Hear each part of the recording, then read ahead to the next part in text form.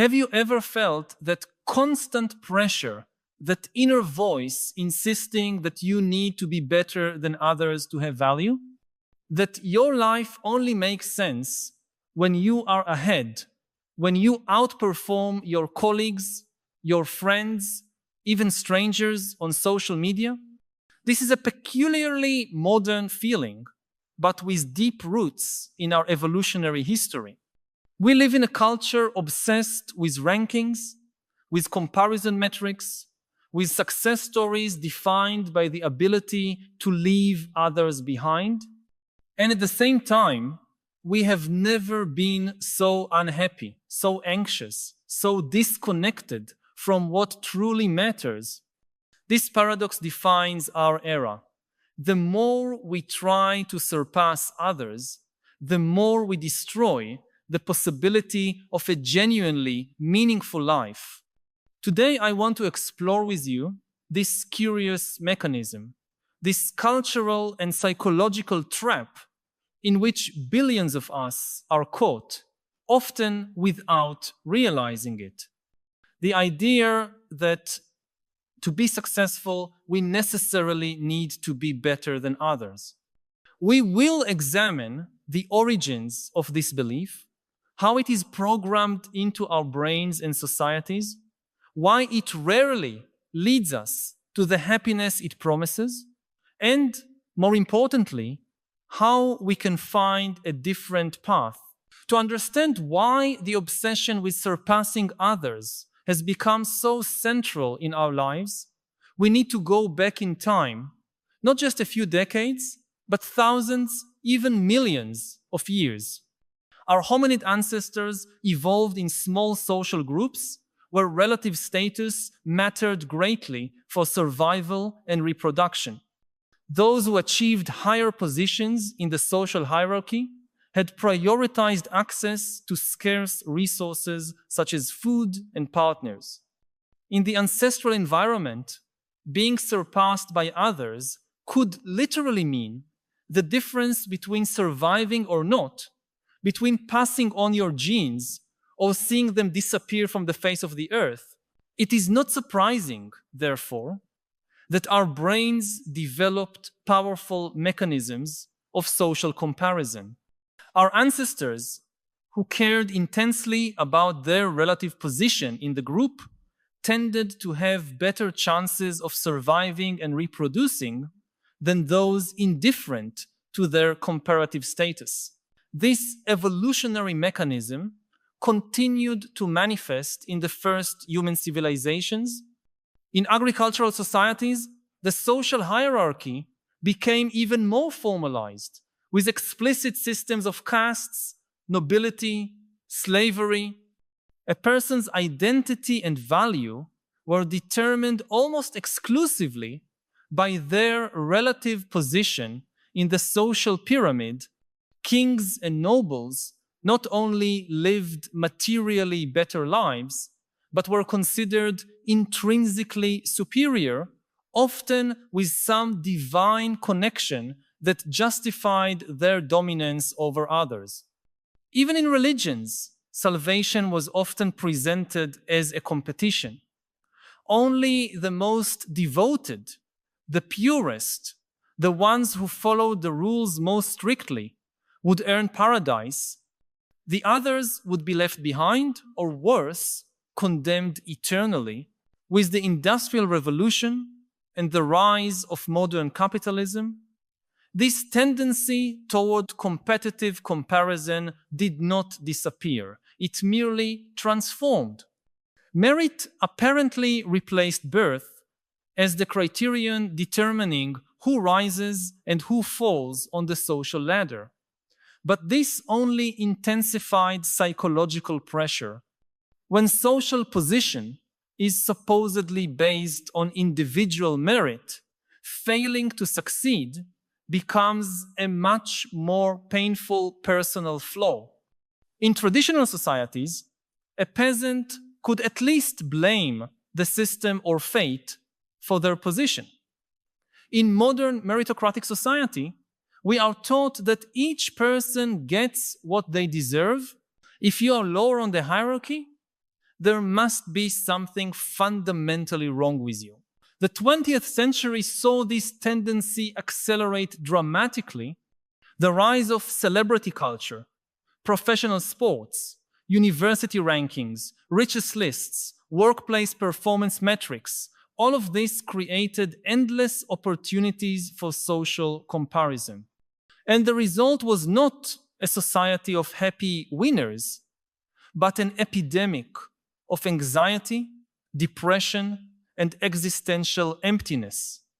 Even those at the top of the pyramid rarely find the lasting satisfaction they expected. Because in the game of surpassing others, the finish line is always moving.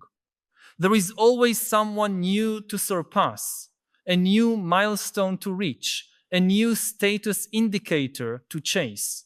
And now, in the 21st century, social media has taken our tendency for social comparison to unprecedented levels. We are no longer just comparing ourselves with our neighbors or co-workers. We are comparing ourselves with a highly edited and curated version of the lives of billions of people around the world. Every post, every like, every follower becomes a new metric by which we measure our relative value. Algorithms designed to maximize our engagement do so precisely by feeding our insecurities, our need for validation, our fear of falling behind. Technology has also allowed us to quantify and compare almost every aspect of our lives. Apps track how many steps we take, how many calories we burn, how much sleep we get, how productive we are.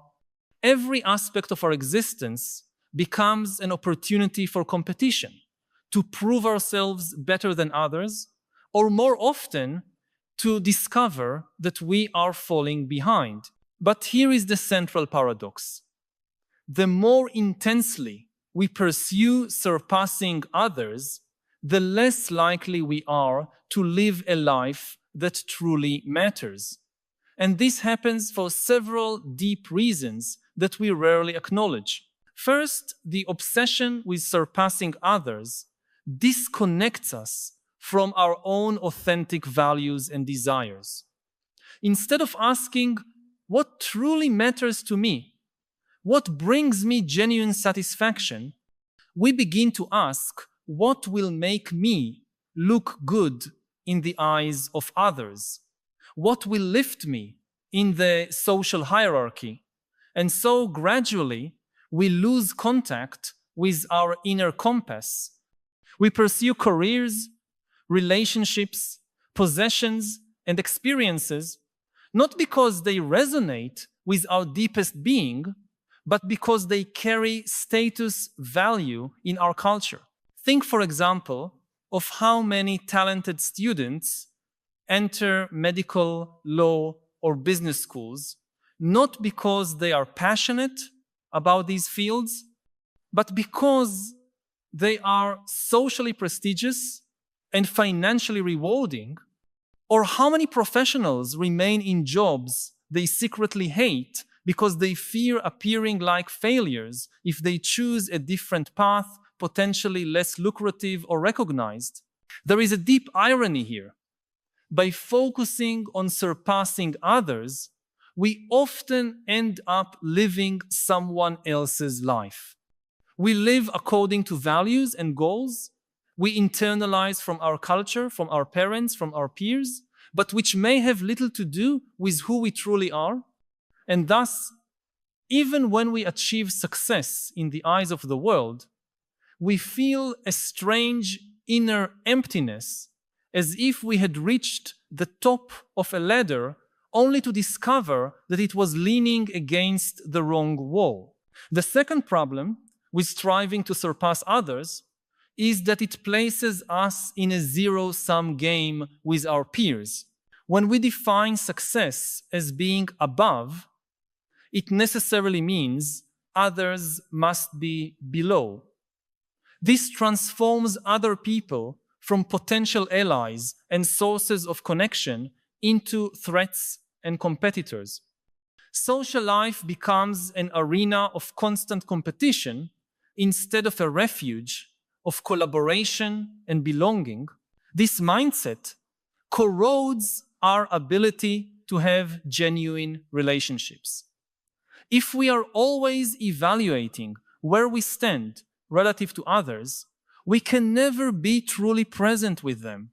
There will always be a layer of strategic calculation in our interactions. We will always be, consciously or unconsciously, comparing our status to theirs and adjusting our behavior accordingly. This fundamentally distrustful and self-protective stance makes true vulnerability and authentic intimacy impossible. Moreover, psychological research consistently shows that frequent social comparisons are associated with lower levels of well-being, higher anxiety, and higher rates of depression. This makes sense. If your sense of self-worth depends on being above others, you live in constant fear of being surpassed. And in a world of more than 8 billion people, there will always be someone smarter, more attractive, richer, or more successful in some specific aspect. Therefore, any satisfaction you derive from temporarily being ahead will inevitably be fragile and short-lived. Third, and perhaps most fundamentally, the obsession with surpassing others distorts our relationship with time. When we are focused on comparisons, we live perpetually in the future, always anticipating the next milestone, the next achievement that will finally prove our worth. Or we live in the past, ruminating over previous failures, missed opportunities, moments when others surpassed us. What we rarely do is fully inhabit the present, the only dimension of time in which life actually happens. It is fascinating to observe how our relationship with time has changed throughout human history. In hunter-gatherer societies, people lived much more in the present. Certainly, they planned for the near future, preparing for seasonal changes or potential scarcities, but there was no modern notion of a career unfolding over decades. There was no idea that someone's value was tied to continuous linear progress, always climbing some invisible ladder of success. With the emergence of agriculture and later industrialization, our temporal orientation began to shift. Societies developed more elaborate notions of progress, both individual and collective. The future became not only something to prepare for, but a repository of hopes, dreams, and increasingly greater aspirations. Planning a career, building a legacy, accumulating wealth for future generations, all these ideas gained central importance.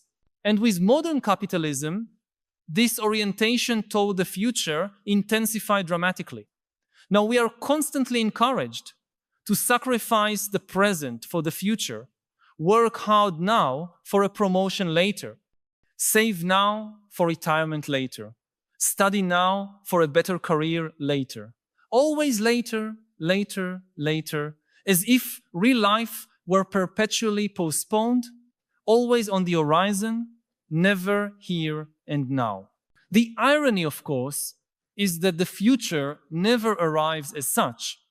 When the future, for which we sacrifice so much, finally becomes the present, we rarely experience it fully because we are already focused on the next future. And so, paradoxically, in trying to secure a successful life in the future, we end up not truly living at any moment. As I write these words, I am aware that it may seem like I am suggesting that all ambition, every desire for improvement is problematic. That is not the case. The problem is not the desire to grow, to develop, to accomplish meaningful things in the world.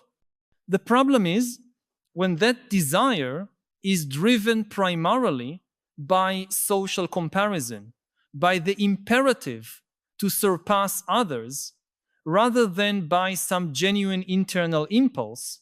I want to pause for a moment to ask, do you also feel this tension in your daily life? This constant pressure to compare and compete, even intuitively, knowing that it rarely leads to real happiness. I know it can be difficult to put into words. Many of us carry this weight in silence, believing we are the only ones who feel this particular emptiness while we relentlessly chase success. But you are not alone in this. If this feeling resonates with you, share your experience in the comments. It can be as simple as writing, I feel this pressure to outperform others when, filling it in with your personal experience. Your comment may be exactly what someone else needs to read today to feel that they are not alone in their struggle. Sometimes, naming what we feel is the first step to transforming it. Returning to our theme, perhaps the clearest example of this phenomenon is our society's relationship with money and material status. Modern capitalism is based on the premise that continuous economic growth is not only possible but necessary. And on an individual level, this translates into the expectation that we must continuously increase our income, expand our possessions, improve our lifestyle. Success is implicitly defined as having more than we had before, and more importantly, more than others have now. But research on happiness and well-being consistently shows that beyond a certain point of basic material security, more money and possessions rarely translate into more happiness. In fact, societies that have become much richer in recent decades have not seen corresponding increases in self-reported happiness levels. In many cases, we have seen the opposite: rising anxiety, depression, loneliness, and loss of meaning. That is because many of the things that most contribute to genuine human well-being are not positional or comparative by nature.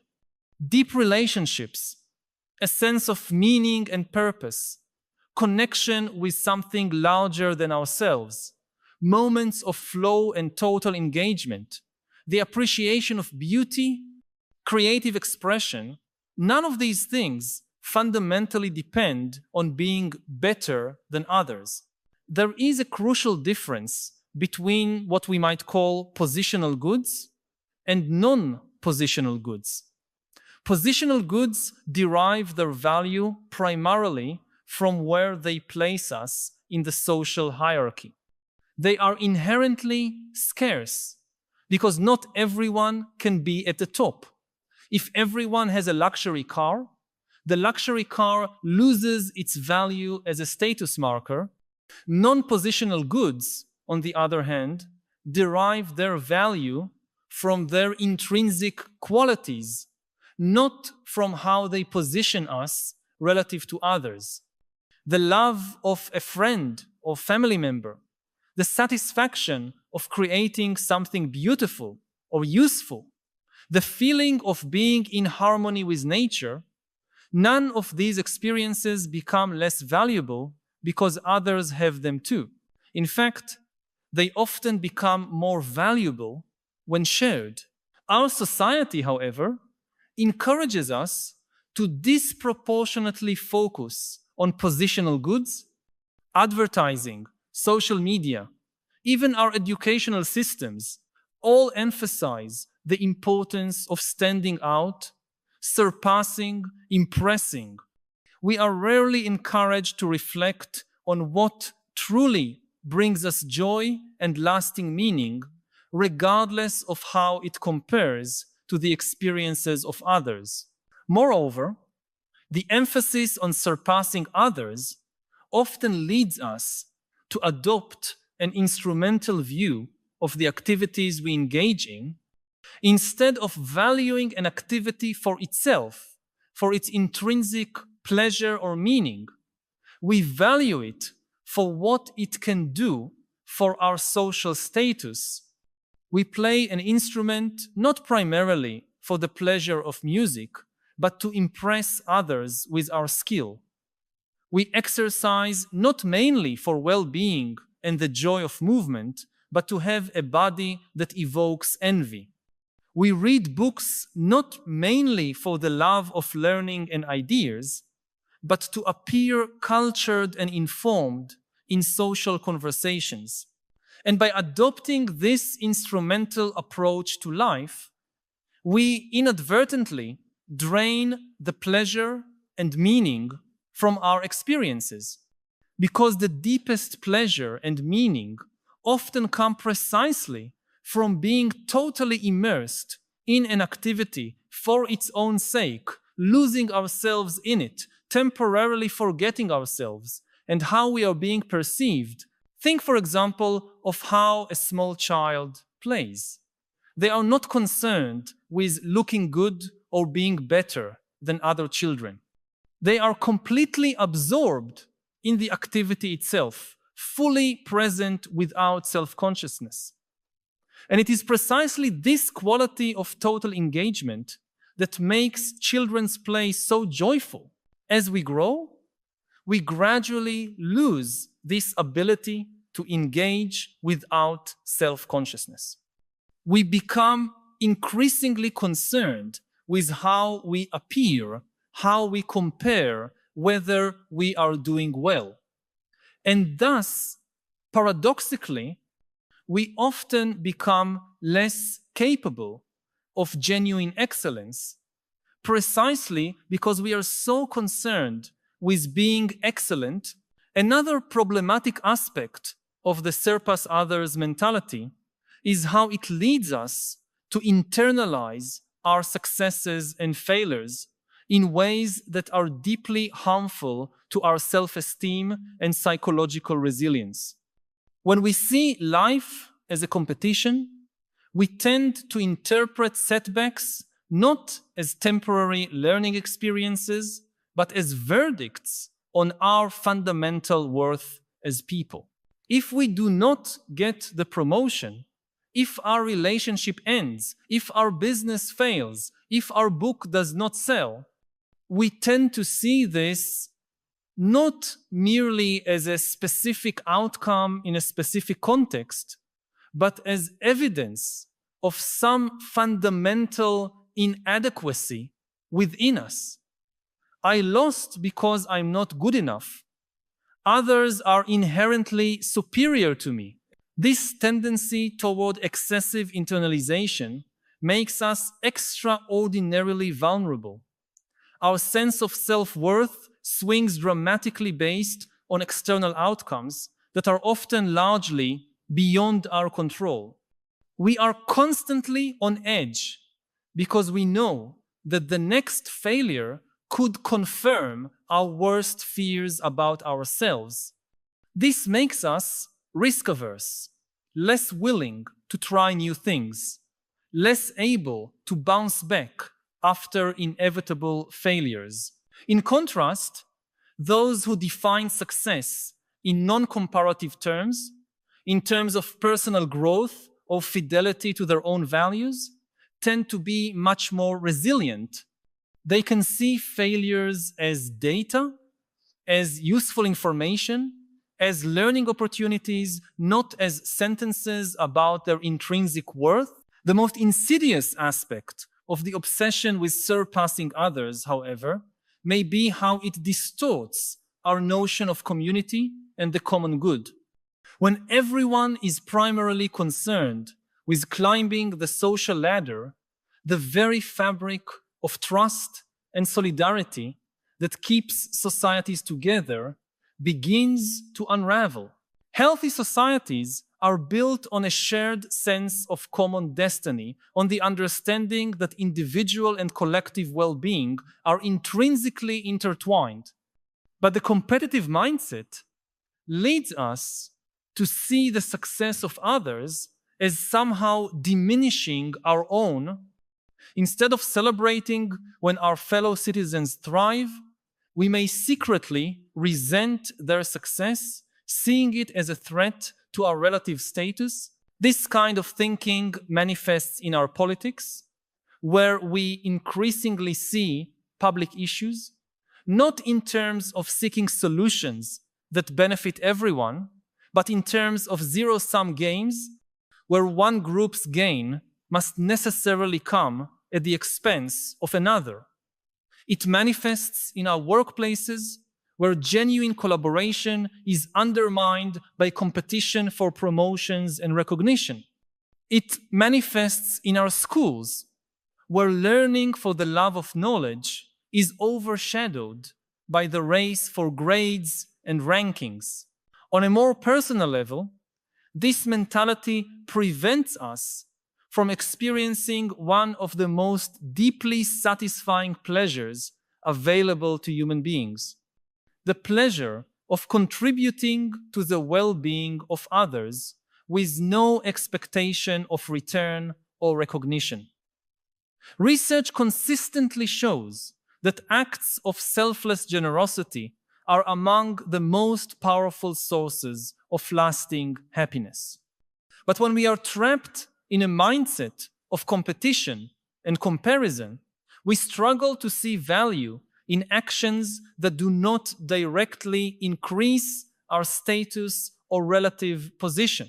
Given all these problems, how can we begin freeing ourselves from the trap of defining success in terms of surpassing others? How can we find motivation and purpose without relying on social comparison? The first step, perhaps, is simply to become aware of how much our current thinking is shaped by social comparisons. How many of our decisions, big and small, are influenced by considerations of how they will position us in the eyes of others? How many of our daily emotions are responses to perceiving ourselves as ahead or behind on various social measures? Only by bringing this dynamic into consciousness can we begin to question it and potentially choose something different. The second step is to begin developing alternative metrics of success, metrics that do not depend on comparisons with others. For example, instead of asking, am I more successful than my peers? We could ask, am I growing and improving relative to myself in the past? Instead of, is my home more impressive than my neighbors? We could ask, does this space truly reflect my values and facilitate the kind of life I want to live? This does not mean abandoning all ambition or desire for excellence. It means reorienting that ambition away from comparative social position and toward alignment with our deepest values and the development of our unique potential. A third step is to diversify the sources from which we derive our sense of self-worth and identity. When we define ourselves exclusively by a single dimension, such as career or appearance or material wealth, we are especially vulnerable to status anxiety. If that single source of identity is threatened, we feel as if our entire being is at stake. In contrast, those who cultivate multiple facets of identity, multiple sources of meaning and value, tend to be much more resilient. If you are not just a successful professional, but also a loyal friend, an active member of the community, a person with diverse interests and passions, then setbacks in any specific area do not threaten your entire sense of self. A fourth step, and perhaps the most challenging, is to begin actively practicing what Buddhists call sympathetic joy, or what in Portuguese we call rejoicing in the happiness of others.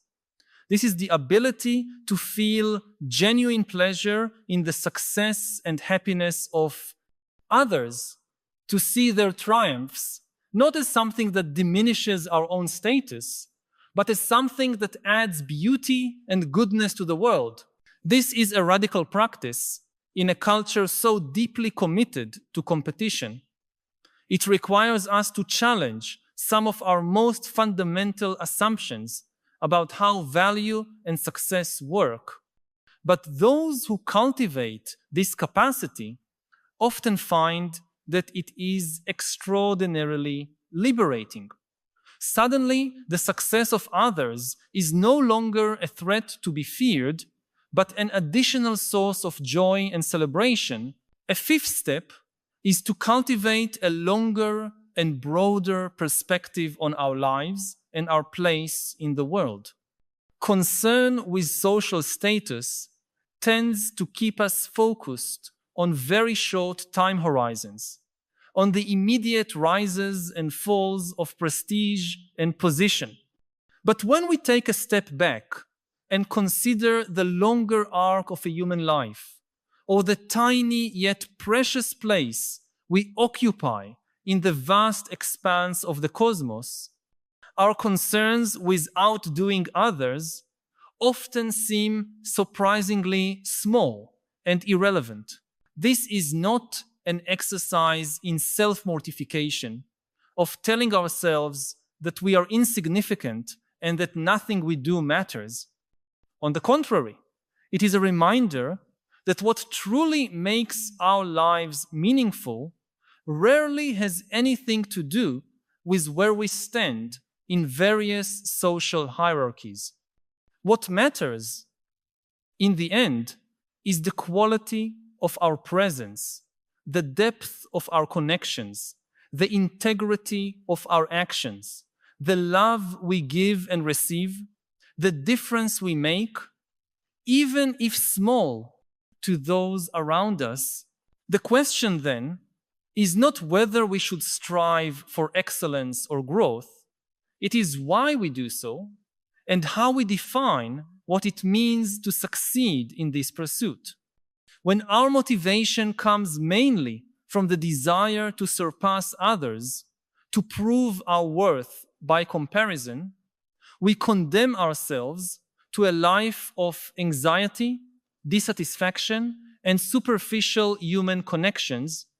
But when our motivation comes from a sense of intrinsic purpose, from alignment with our deepest values, from a desire to develop our unique gifts and contribute to the greater good, we discover a far more sustainable source of meaning and satisfaction. Of course, making this shift is not easy in a culture so deeply committed to competition and social comparison. The systems in which we live, from schools to workplaces, from social media to politics, are all structured to reinforce the mentality of outdoing others. Swimming against this current requires not only individual reflection and clarity, but also supportive communities, deliberate practices, and ideally, changes in the very systems that shape our incentives and shared values. But the effort is worth it, because the paradox is that by abandoning the obsession with surpassing others, we often become more capable of genuine excellence, more resilient in the face of challenges, more connected with others and with ourselves, more present to the joys and wonders of everyday life. Life becomes not an endless ladder to be climbed, but a path to be lived fully, moment by moment. And so, perhaps the question is not how can I surpass others, but how can I live in a way that honors the uniqueness of my path, while also honoring the uniqueness of the paths of others. How can I contribute my unique gifts in a way that uplifts not only myself, but everyone around me? How can I measure success not in terms of comparison, but in terms of alignment with my deepest values and service to the greater good? These are not easy questions to answer. They require continuous reevaluation, a willingness to honestly examine our motivations and choices, an openness to challenge deeply ingrained cultural assumptions. But as we engage with these questions, we begin to loosen the knots that keep us trapped in the cycle of social comparison and incessant competition. And as we do so, we may discover a form of ambition that does not leave us exhausted and alienated, but energizes and connects us. A way of pursuing excellence that comes not from fear of inadequacy, but from love for what we do and for those we serve. A way of living that honors both our uniqueness and our fundamental interdependence with all other beings. This kind of transformation does not happen overnight. It is a journey, not a destination. There will be moments when we find ourselves slipping back into old thought habits based on comparison. Moments when status anxiety takes hold again. The important thing is to notice when this happens, bring it to awareness, and gently redirect our attention to what truly matters. And what truly matters, in the end, are the connections we form, the love we share, the difference we make, the person we become along the way, not where we stand in some imaginary hierarchy of success or failure, but how present we are to the beauty and terror, the joy and sorrow, the mystery and miracle of being alive in this singular moment, in this singular world. If these reflections have touched on something you have been feeling, but perhaps have not found words to express, know that you are not alone. By subscribing to the channel, you will connect with a growing community of people who share your concerns and your desire for a deeper understanding of the philosophical challenges of our time. Each week, we gather here to explore together the great questions that define our era and to seek not only understanding, but also wiser ways of living amid the transformations we are witnessing. This is not just a channel, but a space for dialogue and collective growth. Join us on this ongoing journey. Subscribe so we can continue this essential conversation about how to live with greater wisdom and purpose in a world that often leaves us disoriented and divided. Returning to our initial theme, the paradox of surpassing others, perhaps the deeper truth is this: a truly successful life cannot be measured in comparative terms, because each of us is unique with distinct gifts, challenges, circumstances, purposes, and paths. Competing with others is fundamentally a category error, as if an apple tree were trying to produce the best oranges or a bird trying to be the best fish. Authentic success is not about being better than others, but about being the most truly, fully, and magnificently yourself that you can be, contributing your unique gifts, living in accordance with your deepest values, being a presence of love and wisdom in a world that desperately needs both.